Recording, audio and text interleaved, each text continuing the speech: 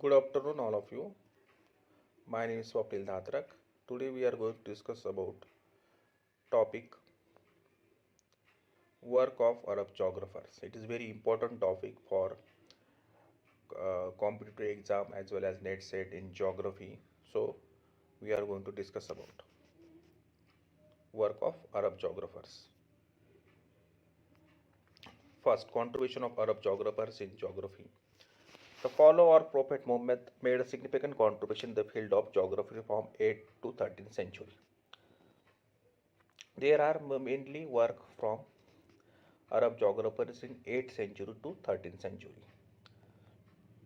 The Arab were a great contribution in the mainly field of maths, physical and regional geographer. Means they are mainly working in the mathematics, physical and regional geography.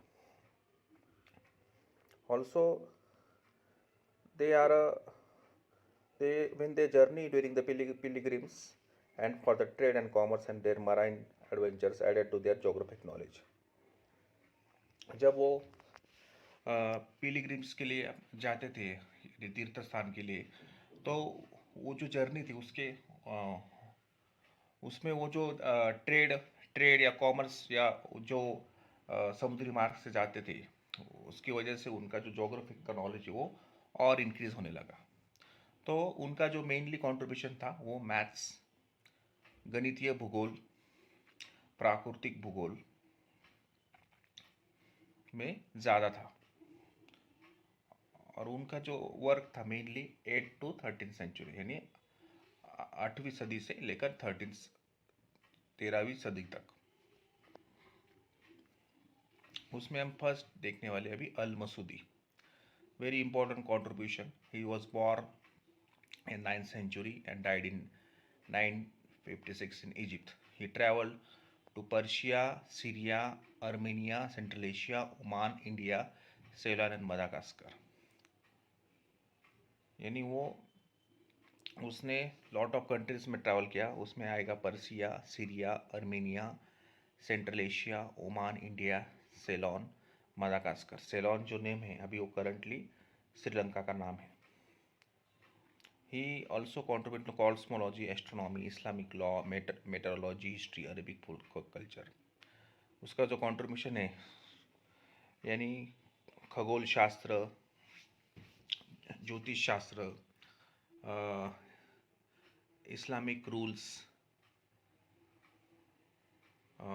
Related with also weather conditions, history और Arabic फोल्कलेयर, यानी जो अरब जो संस्कृति है उसमें जो उनकी जो प्राचीन संस्कृति उसका भी उन्होंने स्टडी किया. He also classified the world. उन्होंने जो वर्ल्ड है वो 7 रीजन में क्लासिफाइड किया. Persian, Chaldean, Greeks, Egyptian, Libyans, Turkish, Hindus and Chinese. ये भी इनका इसके बारे में भी आपको एमसीक्यू आ सकता है. तो he classified the world into 7 region. उन्होंने 7 रीजन में वर्ल्ड को डिस्ट्रीब्यूट किया. Persian, Chaldean, Greeks, Egyptian, Libyans, Turkish, Hindus and Chinese. Books, उनके इंपॉर्टेंट बुक्स कौन कौन से? किताब अकबर अल जमान, किताब अल औशद, किताब अल तंबावाल इशरफ, किताब बुराज अल देहाब. ये it is very important for the MCQ, for the net set, MPSC, UPSC. This books is written by Al Masudi. किताब अकबर अल जमान, किताब अल औशद, किताब अल तनबाल इशराफ, किताब बुराज अल देहाब. He also provide a good account of monsoon of Bay of Bengal.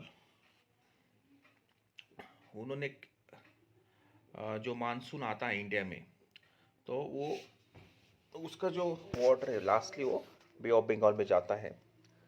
He also point out Indian ocean was connected to Atlantic ocean. उन्होंने जो अपना Indian ocean Hind महासागर वो अटलांटिक ओशन से कनेक्टेड है, यानी ये उनका ऑब्जर्वेशन था. यानी वो 8th सेंचुरी में ऑब्जर्वेशन था, तब साइंस डेवलप नहीं था, कुछ भी डेवलप नहीं था तब, और वो बहुत सारा आज भी देखा जाए तो वो सही साबित होता है।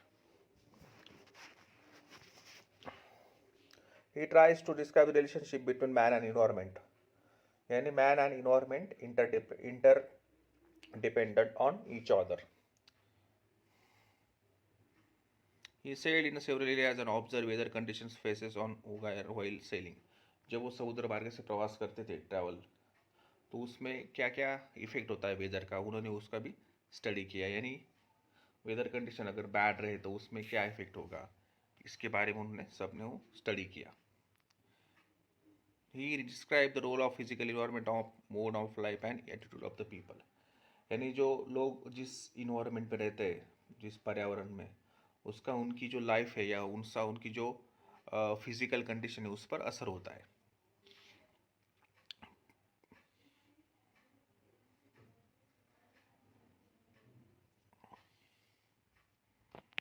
ठीक है, अभी नेक्स्ट देखते हैं। This is second Al Biruni, very important geographer. Full name Abu Rehan Mohammad, born in Khwarizm of Republic of Uzbekistan in 1973. उसके जो बुक्स है, किताब अल Hind means geography of India related India, अल क्वानम अल मसूदी, अथार अल बगिया, तारिकुल हिंद, हिंद मीन्स इंडिया भारत, किताब अल जमाकीर, किताब अल साइडाना। He wrote 27 books on various field of geography, उन्होंने 27 बुक्स लिखे of various field of geography. His book Quantum Al Masudi deals with solar eclipse and lunar eclipse. जो उनकी एक बुक है क्वानम अल मसूदी, वो सूर्य ग्रहण और चंद्र ग्रहण के बारे में उसमें लिखा गया है। He pointed out that Indo-Gangetic plain was formed by deposition of silt brought by rivers. यानी जो इंडो-गैंगेटिक प्लेन क्यों बना है, जो रिवर का जो सैंड स्लिट क्ले होता है वो एक जगह डिपॉजिट होने की वजह से वो बना है, ऐसा उनका एजम्पशन था। He describe the region of occurrence of flood and springs, उन्होंने कहा कि फ्लड और स्प्रिंग्स यानी पूर और सीजन्स जो स्प्रिंग सीजन वो क्यों आते हैं उसके बारे में उन्होंने डिस्कशन किया है। He wrote a book geography of India, यानी किताब अल हिंद। उन्होंने इंडिया के बारे में ऑब्जर्वेशन क्या क्या था, फिजिकल फीचर्स क्या क्या थे इंडिया में, उसके बारे में उन्होंने लिखा है। He also said that Himalaya was the source of most perennial rivers of Asia.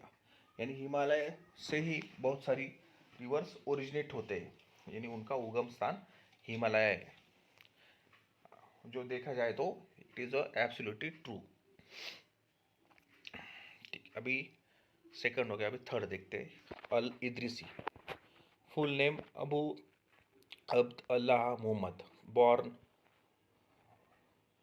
1099 century यानी 11th सेंचुरी। Al Idrisi wrote the book The Amusement for Him Who Deserved to Travel Around the World. ये जो book थी ये किस पे आधार पर थी, जो एक्सप्लोरर्स थे उन्होंने, जो अरब एक्सप्लोरर्स यानी जो समुद्री मार्ग से या ट्रैवल करते थे पूरे वर्ल्ड में, उनके जो एक्सपीरियंस थे उस पर बेस्ड थी।